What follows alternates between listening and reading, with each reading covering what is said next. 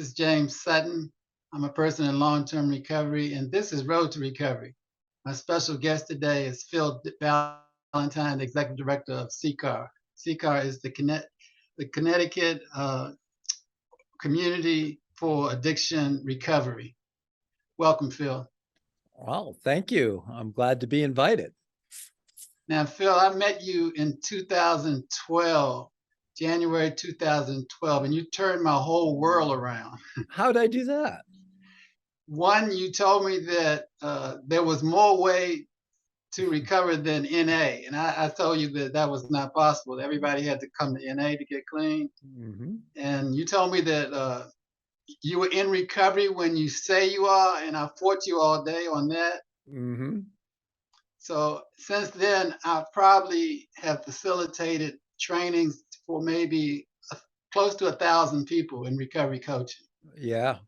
So you made a believer out of me that week, and it was a fantastic. I've never had a training, that was as enjoyable as a CCAR training. That's why I continue to do it. Well, it didn't sound like it was enjoyable, James. It sounded like it was a little disturbing for you. And that's not it might be our intent, but I'm really just a pot stirrer. And we like to ask questions and can people recover in other ways besides the one that we know? And you found that out. And we really explored the definition of recovery. That definition of you're in recovery when you say you are, actually, for me, came from some inspiration through AA, Alcoholics Anonymous, that says all that's required for membership is a desire to stop drinking. And who determines if you have a desire? Mm, The right. individual. So we said in the early days of CCAR, if we were going to be a recovery community organization, we had to define recovery. We spent months trying to define it until somebody suggested you're in recovery when you say you are. And that's worked wonders for us over the last couple decades. Right, right. Yeah. And I was like hardcore, I was very closed-minded until I met you and Bob, right? Mm-hmm. And I was privileged to have you and Bob as my instructors that day, the facilitators, Was right? it Bob or was it Art? I mean, Art. Yeah, it Yeah, was Art, Art right, Art Woodard, right. right, Yeah. Art. And it was such a rewarding experience. And I even got Art's music. I still have his music that he gave us, and and you showed us pictures of you fishing and your family. It was very intimate. Mm-hmm. Yeah. I try to conduct myself right, and we at CCAR try to conduct ourselves right as an agency. RIGHT is an acronym for RIGHT, for respect, integrity, gratitude, honesty, and transparency. And Art Woodard, I like that you use the term intimate because he described intimacy as into me, you see, which translates Mm, into transparency as well. So what you see is what you get. I just am me, and after 34 years now of working a program of recovery, I'm pretty comfortable in my own skin, and that has been one of the greatest gifts of recovery. right, right. And let me ask you this: early on, when you got the idea of that there could exist something called a recovery coach, did you get a lot of pushback from your fellowship? Um, that's a fantastic question. We got the idea for a recovery coach. It evolved because we opened a recovery community center in 2004 in Willimantic, right? Uh-huh. And the volunteers wanted to be trained on how to best work with people that were coming into the center, right?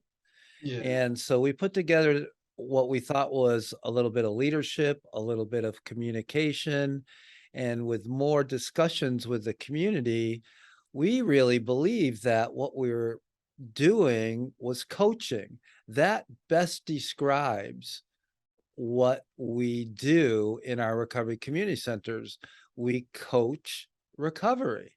We're not a peer support specialist. At least that's what CCAR has come across. I don't know what peer support is exactly, because I have trouble with the word peer. That usually means that you're someone of your own age, and a specialist inquires or signifies something off, because we're not a specialist.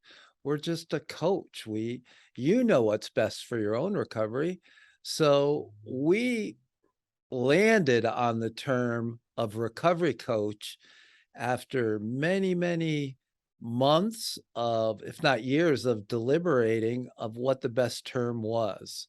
And Don Koyas talks a lot about the power of words. Mm, He often uses the example of a dandelion. To some people, it's a flower. To other people, it's a weed.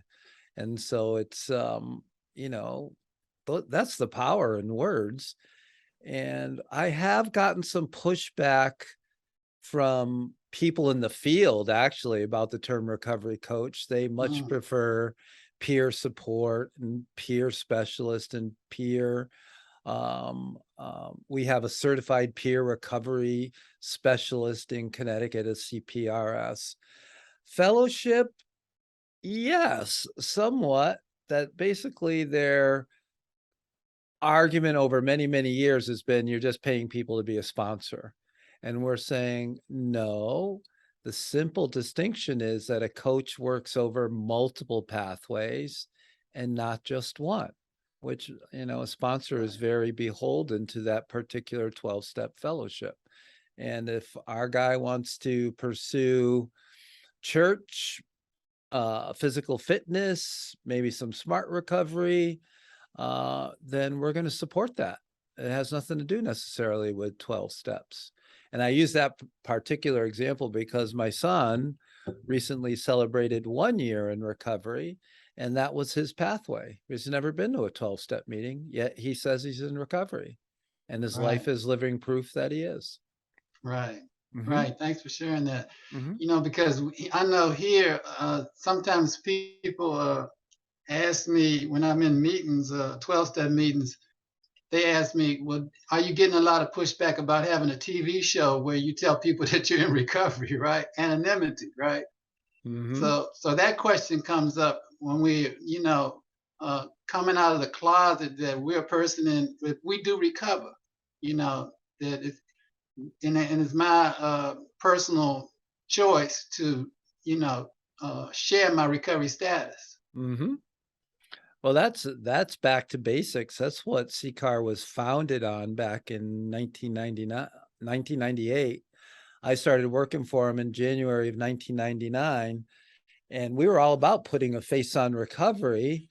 And I did a lot of research, and I had read prior to coming to CCAR, I had read the history of AA and a lot of the other 12-step fellowships, and they never claimed anonymity about your recovery. They just didn't want people to represent a specific program. And so, as long as we say we're not a member of Alcoholics Anonymous and try to speak for all of Alcoholics Anonymous or try to speak for all of Narcotics Anonymous, we are almost, I feel, obligated to share our recovery status. I mean, people knew when I was actively using. Why wouldn't I tell people that I'm actively in recovery? That's That right. there There's is no a secret. solution, you know? Bill Right, Weiss says, talk about offering ourselves as living proof that recovery is real. And when I started this, there were only a handful of people that were willing to talk about their recovery status publicly, and now that's grown by thousands and thousands and thousands, which is really good to see. That yes, people do recover. right, right. Yeah, and Hmm. that's why we had this show to show people do recover, Hmm. and all diverse people, and Hmm. we end up with in all kinds of walks of life and careers. Uh, we don't return to incarceration. We connect with our families. So faces and voices of recovery. This is what we do. Hmm. And how important has Bill White been to? Because he's been important for me. Well, how do you put that in a simple sentence? My pet name for him is, or title or moniker is, the poet laureate of the recovery movement. A lot of people know him as the historian, but I grew up in the in this career listening to Bill White, and he just catch fire about issues of importance around the treatment industry, as he would call it, recovery research and the lack thereof, recovery uh, perspectives, and he's just amazing. So, and when you look at how much he's written and how much he has contributed to the field, uh, his website, williamwhitepapers.com, Right. it's incredible resource, and so I'm just blessed to call him a uh, mentor, a colleague, and now, dare I say, a friend. So I've spent a lot of time talking with Bill, and he's helped me immensely. I'm sure. I'm sure he's like Mhm. one of my favorites. He's like a mentor for me too. I constantly go to his papers to find out about anything I want to find. It's like a Google. It's a Mm. recovery It Google. is. Yeah, it is. It is. And I certainly Yeah. wish him well. Uh, now, we just got our first recovery community center here in Montgomery County. You said your first was in 2004, Correct. Yeah. right? So, following your lead, we just continued to struggle and push and scratch and not take no for an answer until we finally opened our first recovery community center in Montgomery County within the last month. And what's it been like? Fantastic. I mean, the response from the community has been fantastic. Uh, uh, we've just started to, incorporate different activities. So far, we've had people asking when they have 12-step meetings there. We're working on smart recovery. We having like trainings there, because Tree of Hope, we've been providing a lot of the trainings, the recovery coach trainings for the state of Maryland and definitely for Montgomery County. So now we were working out of our trunk of the car, So now Mhm. we have an office, and now we have a beautiful facility where we can provide CCAR trainings. I love to hear that, and recovery community centers are popping up everywhere, and, I just was talking to somebody in Tennessee, I was talking to somebody in the UK, about recovery community centers, what they might look like, some things to look out for. We had Iowa visiting. So, James, you don't know how much it pleases me to hear that you finally got that done. Congratulations. Yeah, thank you. It took a while. Like I said, I met you, and that was 2012. Yeah. And as a matter of fact, you turned me around, 360 degrees so well that you used me in your infomercial, right? Yeah. My friends would say, "I saw you in this commercial for CCAR," and so I must have really been convinced because I was, on your commercial for CCAR. Well, it took you 10 years, and let's never forget what the concept of a recovery community center is. I framed it this way, that it's a recovery-oriented sanctuary in the heart of the community, so that people can come there, and it could be family members, friends, allies, people in recovery. They come there to work on their recovery. It's not a drop-in center where people hang out or, kill time. That might happen once in a while, but at CCAR, we like people to be actively working on their recovery, whether that's pursuing coaching, coaching other individuals, volunteering, looking for work, looking for a place to live. So many things that people do in our centers. They take training to improve their skill sets, whatever it may be. And I love to see that we have those now more and more and more and more. Right, right. Mhm. Thank you. I Mm. think we're going to take a little break right now. So we'll be right back, and we're going to pick it right back up on the community center because that's so important. Uh, this is James Sutton today on Road to Recovery. My guest is Phil Valentine, and we'll be right back. If I could be you and you could be me for just 1 hour, walk a mile in my shoes, walk a mile in my shoes. Hi, I'm James Sutton. We're back with Road to Recovery. Today, my guest is Phil Valentine from CCAR. So, Phil, we were just talking about recovery community centers, and you were saying some of the activities that the CCAR community centers provide. And here in Montgomery County, Tree of Hope, we're following that lead. As a matter of fact, we have computers. We do resume writing. Mhm. So we're not going with the drop-in center, model. We're pretty much looking for an opportunity for people to have a safe place where they can go through steps to get better and get holistic health, not just recovery from substances, but actually a better quality life. Oh, I agree.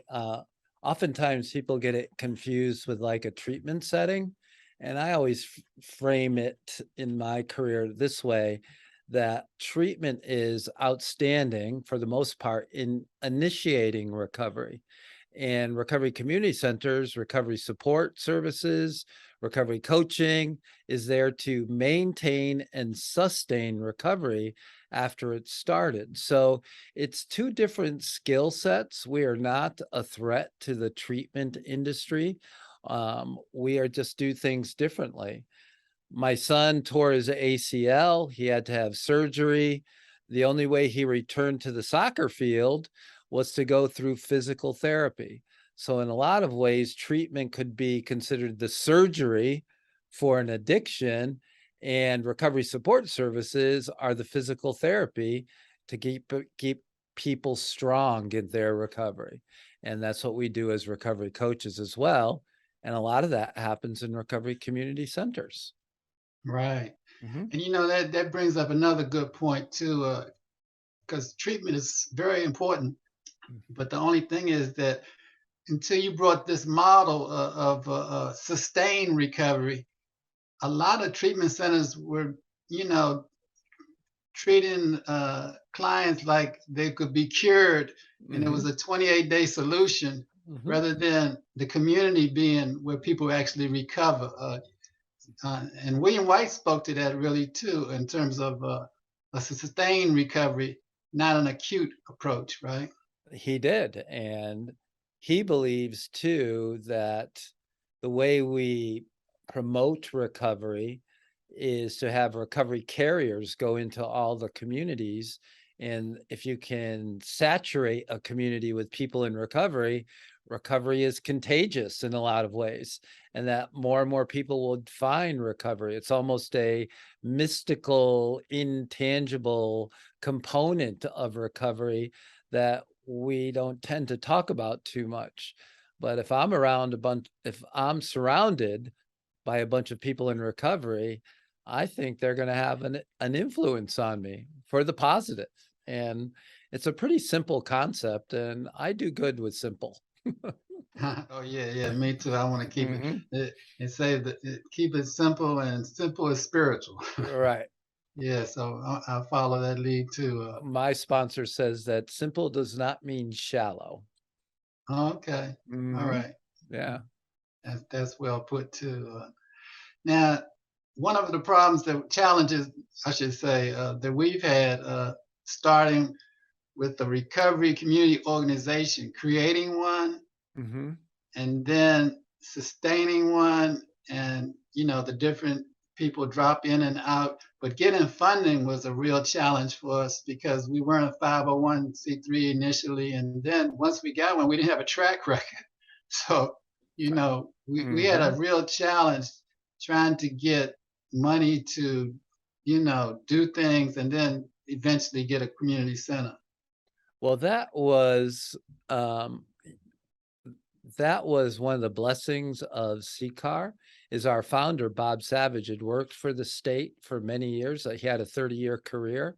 He retired and wanted to see if we could get off the ground. And so he did the work to become a 501c3. We found a fiduciary. He was able to secure some seed funding from the state.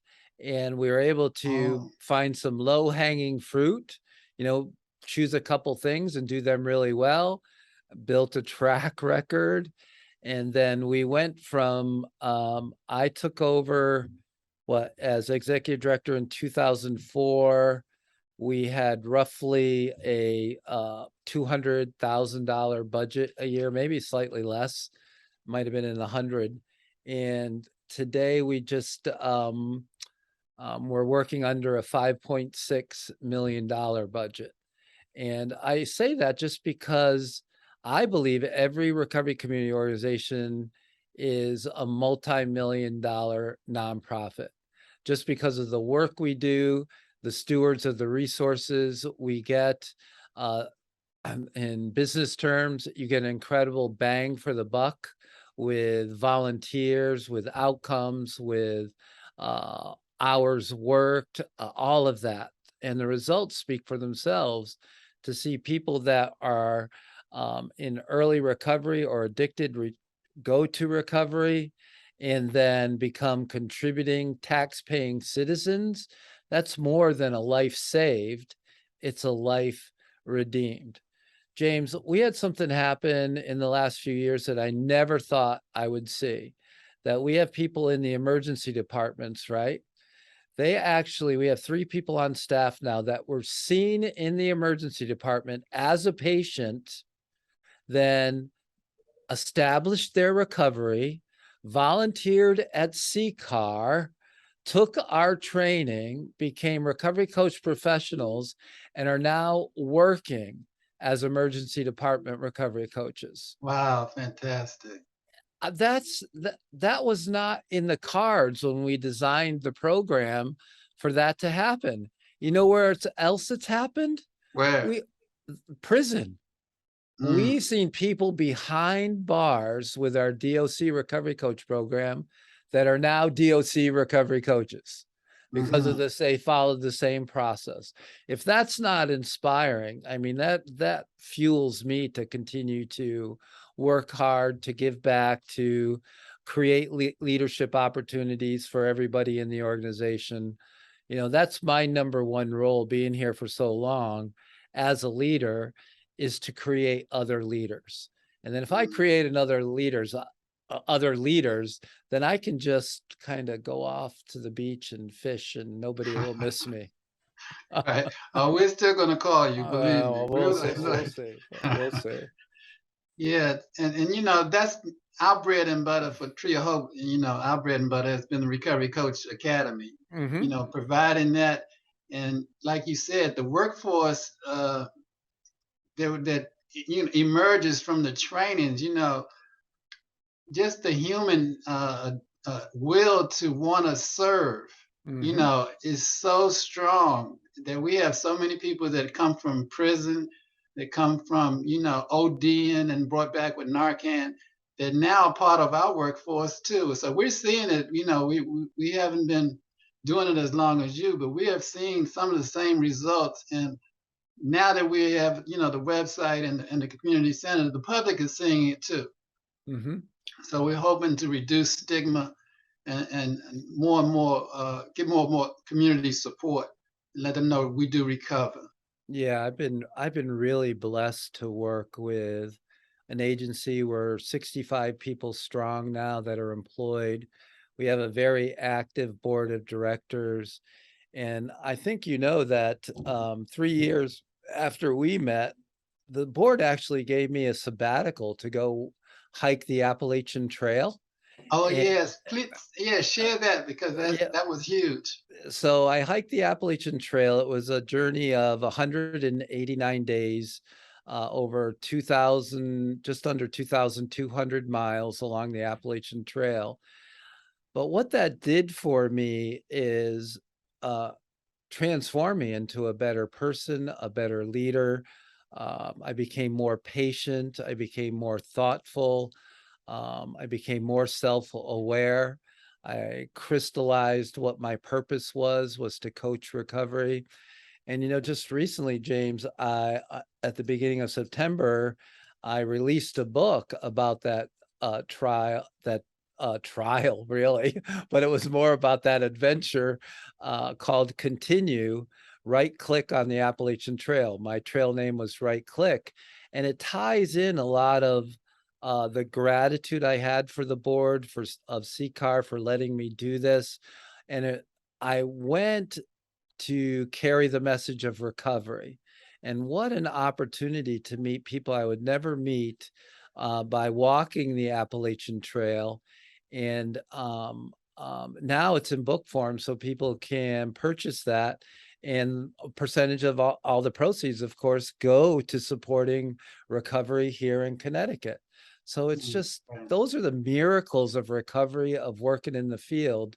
What an adventure. And it's fresh in my mind because I had a lot to do to get the book published on Amazon and to do all that. So um, I'm grateful, and thanks for letting me talk a little bit about that.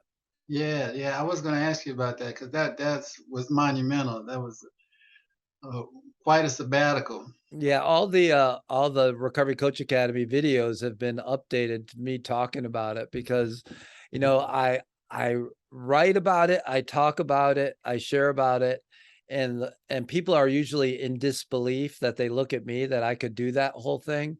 Well, you're not as much disbelief about that as I am. That I was actually able to do that. I still am kind of like in wonder, did that really happen? And I see the pictures and I see the words, and yeah, it did happen. It's just one of the miracles of life, of recovery, to be able to do stuff like that. Right. And thanks for sharing some of the outcome from you doing that, some of Hmm. the characteristics that really got refined, you know. Yeah, it's. I mean, I at the time I had been working at CCAR for what, close to 15 years already, and was Oh, starting to okay. get really tired. This January, I've been here 23 years. I don't know if it was compassion fatigue or burnout, but I was starting to have questions. I wasn't, and the board had the foresight to say, if we let this guy go do this, he's probably going to come back refreshed, revitalized, invigorated. And, our staff has increased fourfold since I've come back, our budget Mm, about the same, all because I have a different energy about me and just a more of a connection to what we're doing, to the people, to the funders, more of a spiritual connection. And mm, really, that's how a lot of recovery community organizations are sustained. As odd as it may seem, it's about the spiritual connection. It's right. about the spiritual work. It's about one man serving and helping another man. I Right. also mean woman when I say that. I don't want to be politically incorrect. Right. Hmm. Well, thanks for sharing that. I'm glad we got that in. So we didn't mention that CCAR has, provided trainings for over what 80,000 worldwide. Yeah. Because And I told you that was just came out of wanting to train our volunteers a little better. And now we have a curriculum that's reached 80,000 people. Yeah. and growing, and you keep Hmm. coming up with more and more, um, facilitator guides so that we can help populations that haven't been served. So we're coming to the end, Phil. We got about a minute left. You want to give us any closing remarks, something that we didn't touch on that you feel we want to share with the public? Well, James, you mentioned new curriculum. I just facilitated last month an advanced academy for recovery coaches. So Mm, it's the next level of recovery coaching as I see it, and I've experienced it. And it really focuses on the individual and self-awareness. So I mm, think as a facilitator, not only would you love to deliver it, I think you'd love to take it. Because as Art Woodard taught me, we teach best what we most need to learn. And so this has really helped my own journey of self-awareness with the Advanced Academy. So I'm really excited to offer that. And I think the last words are, whether I retire or not, or whatever, my role shifts, I firmly believe that for all recovery community organizations, for people in recovery, for people in general, that the best is yet to come. So I still have this expectation to be delighted every day. And if I remain grateful, I think I will be delighted every day. And the best is yet to come. well, thank you so much for sharing that with us. Mm-hmm. So today, my guest has been Phil Valentine from CCAR, one of my mentors. I'm following his. I'm not going on the Appalachian Trail, but I'm following his trail. Mm-hmm. So this has been Road to Recovery, and hopefully we'll see you on the road to recovery.